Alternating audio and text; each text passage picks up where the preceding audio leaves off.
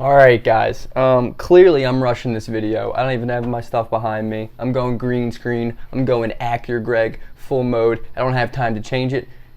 We have lots to talk about. Okay. I was in a Staples printing out some scripts to memorize because the kid's got a lot of work to do.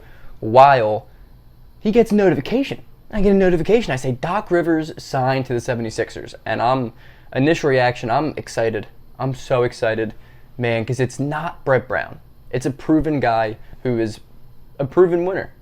There are pros and cons to this signing, of course, but just my initial reaction was I'm happy. They made a decision. They did something.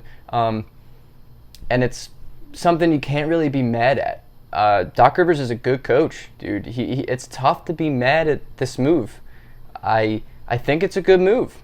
He's not my number one guy. I really wanted Mike D'Antoni. I think there's a lot of pros and cons with D'Antoni as well. I mean, he's never won a championship, but he has some really good teams, and he's an offensive guru, and that is literally what the Sixers need. So that was my first guy I initially wanted, but Doc Rivers was right behind him, and I think Doc Rivers is a seriously good coach.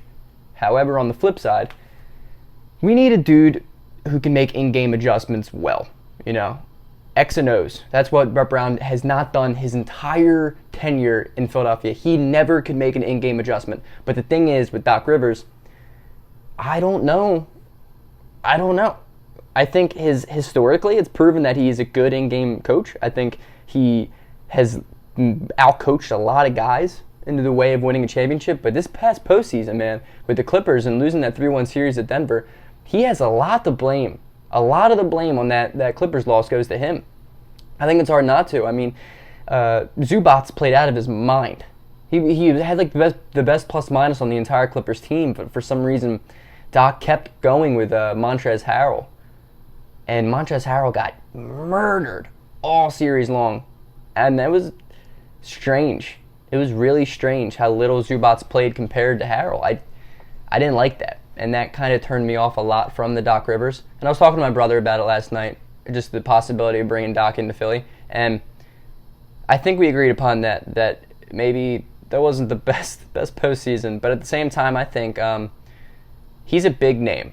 There's no denying that. Doc Rivers is one of the most well-known coaches in the league. He has been for the past decade, ever since I've been alive, really. And I think he could really bring in some big names. I think Philadelphia could be a true destination for a lot of players. I also think with a big-time name like Doc Rivers coming to Philadelphia, I think changes are going to be made without question this offseason. Without question. Al Horford especially. I seriously cannot imagine him coming back and playing in Philadelphia next year. I don't know how it would happen. There's no way. Tobias Harris is a different story. I think he could obviously spend a couple more years here, but I don't see Al Horford playing here much longer. I see moves made this offseason for sure, especially now that Doc Rivers is here. But I'm excited. I'm excited because it's not Brett Brown. It's not Brett Brown. I'm not a huge fan of the whole recycling head coaches in the NBA. I mean, look what Toronto did.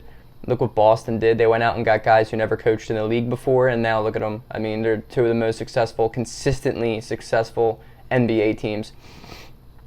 But I'm glad it's not Ty Lue. I don't think Ty Lue's a good coach at all.